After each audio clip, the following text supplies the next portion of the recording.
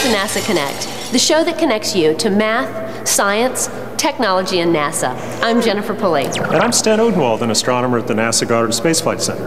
On this episode of NASA Connect, we are filming on location in Norway, a Scandinavian country located in northern Europe. Today, Sten and I are at the Viking Ship Museum in Oslo, Norway. And right beside us is an ancient Viking burial ship called the Oseberg. And you know, it dates back to the 9th century. Wow. So Stan, let's fill him in.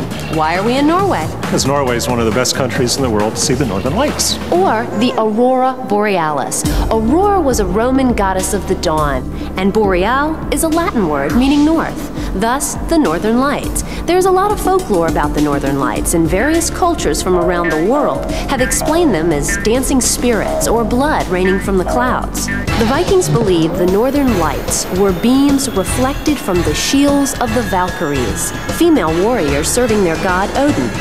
The Aboriginals of Scandinavia, or the Sami, believed that the Northern Lights had supernatural powers to resolve conflicts.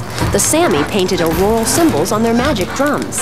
In Middle Age Europe, the Northern Lights were thought to be reflections of heavenly warriors. As a reward, the soldiers that gave their lives for their king or country were allowed to battle on the skies forever. There are so many myths and legends and superstitions that have revolved around the Northern Lights throughout the history of mankind. By the mid-1800s, scientists finally began to explain many of their mysteries. Like lightning or earthquakes, they are natural events, not supernatural ones. By the turn of the 20th century, scientists actually created artificial aurora in their laboratories. Christian Birkeland, a famous Norwegian scientist, created this device called the Torella, a magnetic sphere representing the Earth. Currently housed at the Norwegian Technical Museum, this device creates artificial aurora by using an electron gun similar to the one in your TV picture tube. Birkeland believed that currents of electrons from the sun caused the aurora. He laid the groundwork for the modern-day study of the Northern Lights. Today, thanks to modern research satellites, we now have a deeper and more complete understanding of how the Northern Lights work. Say, do you remember what the final Jeopardy category was at the beginning of the program? Well, if you don't, it was the Sun-Earth connection. And Sten, isn't it true that the sun is the source of the auroras? That's right, Jennifer. The sun does play a role in producing the aurora. The aurora are the only visible evidence that we have that the sun and the earth are a system that are connected by more than just gravity and sunlight. You see, the sun gives off charged particles called ions. These ions travel out into space at speeds of 350 to 700 kilometers per second. A cloud, or gas of such ions and electrons, is called a plasma. The stream of plasma coming from the sun is known as the solar wind. The sun's corona, or outermost atmosphere, continuously emits the solar wind, a stream of electrically charged particles, mostly protons and electrons, flowing out in all directions.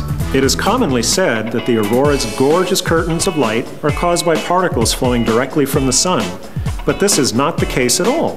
When a major solar storm interacts with the Earth's magnetic field, it causes some parts of this field to rearrange itself, like rubber bands pulled to their breaking point. The magnetic energy that is released causes powerful currents and particles to flow from distant parts of the magnetic field into the atmosphere. These currents flow along the magnetic field into the polar regions and collide with nitrogen and oxygen atoms in the atmosphere. The color of the aurora depends on which gas, oxygen or nitrogen, is being excited by the electrons. Oxygen emits either a greenish-yellow light, the most familiar color of the aurora, or a red light. Nitrogen generally gives off a blue light. The blending of these colors can also produce purples, pinks, and whites. Stan, that is fascinating. And of course, it's beautiful.